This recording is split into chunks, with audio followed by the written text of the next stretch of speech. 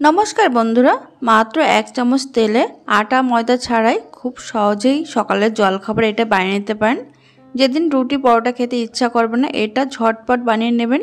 এটা আপনারা বাচ্চাদের টিফিনে হোক বা রাতের ডিনারও তৈরি করে খেয়ে নিতে পারেন, খেতে অসাধারণ হয়। তার জন্য দেখুন এখানে আমি একটা বাটিতে নিয়ে নিচ্ছি আমি 1 কাপ চালের গুঁড়ো, তারপরে দিয়ে দিচ্ছি 1/4 কাপ সুজি। এবার চালের গুঁড়ো সুজি দেওয়ার মধ্যে এবার যে কাপ মেপে আমি নিয়েছি সেই কাপ মেপে 1 কাপ জল দিয়ে দেব। তবে এখানে জলটা কিন্তু একবারে দেব না, অল্প অল্প জল দিয়ে মিশিয়ে নিতে হবে। দেখুন খুব ভালো করে মিশিয়ে নিয়েছি। আর এই যে 1 কাপের থেকে কিন্তু এইটুকু জল রয়েছে, এইটুকু কিন্তু আবার লাগবে পরে। এবার এটা ঢাকা দিয়ে রেস্টে রেখে দেব 5 থেকে 7 মিনিট। দেখুন 7 মিনিট পর ঢাকনাটা খুলে নিয়েছি। সুজি আর চালের গুঁড়োটা কিন্তু জলটা টেনে অনেকটাই ফুলে উঠেছে আর বেশ গাঢ় হয়ে গেছে। এবার এটা একটা মিক্সিং জারের মধ্যে আমি ঢেলে নিচ্ছি।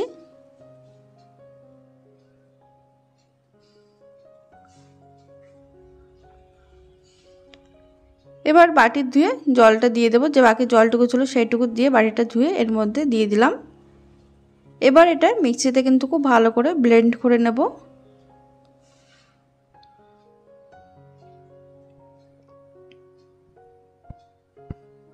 এটা কিন্তু খুবই হেলদি একটি খাবার, খেতে কিন্তু অসাধারণ হয়। দেখুন এটা কিন্তু ব্লেন্ড করে নিয়েছি। এবার এটা কিন্তু খুব ভালো করে মিশিয়ে দেখুন ঠিক এরকম হবে ব্যাটারটা। এবার গ্যাসে একটা ফ্রাই প্যান বসে নিয়েছি। ফ্রাই প্যানের মধ্যে দিয়ে দেবো 1/2 চামচ তেল।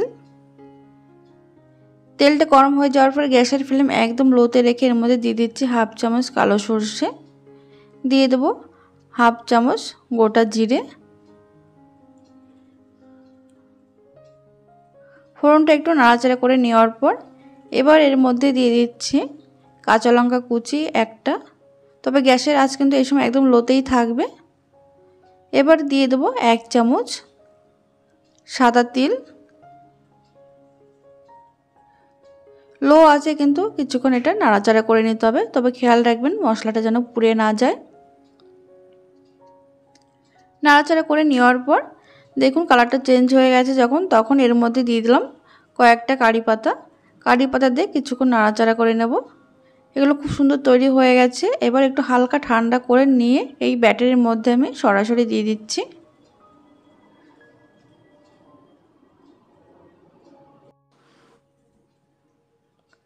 তারপরে কিন্তু সঙ্গে সঙ্গে খুব ভালো করে মিশিয়ে নিতে হবে।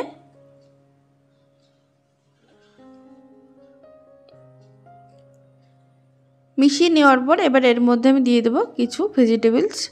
এর মধ্যে দিয়ে দিচ্ছি 1/2 কাপ মতো একদম মিহি কুচি করে কেটে নেওয়া বিনস, দিয়ে দেবো গ্রেটারের সাহায্যে গ্রেট করা গাজর। এবার এর মধ্যে দিয়ে দিচ্ছি আলু। এখানে একটা ছোট সাইজের আলু গ্রেট করে খুব ভালো করে ধুয়ে জলটা একদম চেপে চেপে নিয়েছি।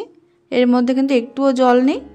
এবার সমস্ত কিছু কিন্তু খুব ভালো করে মিশিয়ে নিতে হবে।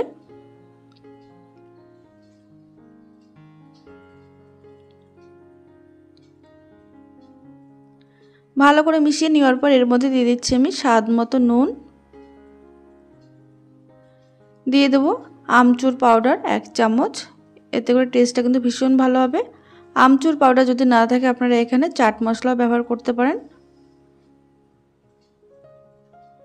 দেখুন ভালো করে মিশিয়ে নেওয়া হয়ে গেছে। ব্যাটারটা ঠিক এরকম এসছে।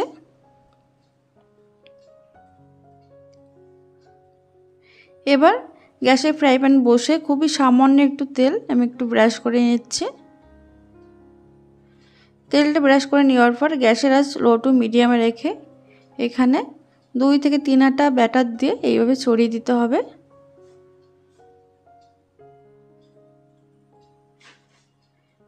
এটা বানালে কিন্তু এর সঙ্গে আর কোনো সবজি লাগবে না, এটা কিন্তু এমনি এমনিও খেতে অসাধারণ হয়।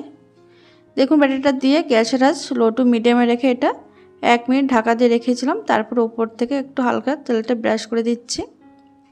এবার এক পাশটা হয়ে যাওয়ার পর এটা কিন্তু উল্টে দিতে হবে।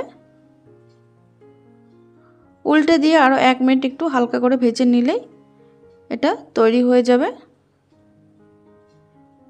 এটা কিন্তু ঠান্ডা হওয়ার পরেও কিন্তু একদম নরম তুলতুলে থাকে। দেখুন এইভাবে আমি প্রত্যেকটা ভেজে নিয়েছি। আর এটা কিন্তু ভীষণ নরম হয়েছে, খেতে কিন্তু অসাধারণ হয়েছিল। এটা টমেটো কেচাপের সঙ্গে খেতে কিন্তু দারুণ লাগে। দেখুন কতটা নরম হয়েছে। তাহলে বন্ধুরা আজকের এই রেসিপি যদি ভালো লেগে থাকে লাইক কমেন্ট শেয়ার করতে ভুলবেন না। চ্যানেলটিকে সাবস্ক্রাইব করে পাশে থাকা বেল আইকনটি প্রেস করে রাখবেন, এতে করে নতুন নতুন ভিডিও আপলোড করলে আপনারা সঙ্গে সঙ্গে নোটিফিকেশন পেয়ে যাবেন। আর প্রচুর শেয়ার করে দেবেন। আর আপনারা এইভাবে বাড়িতে বানিয়ে আমাকে জানাতে ভুলবেন না। ধন্যবাদ।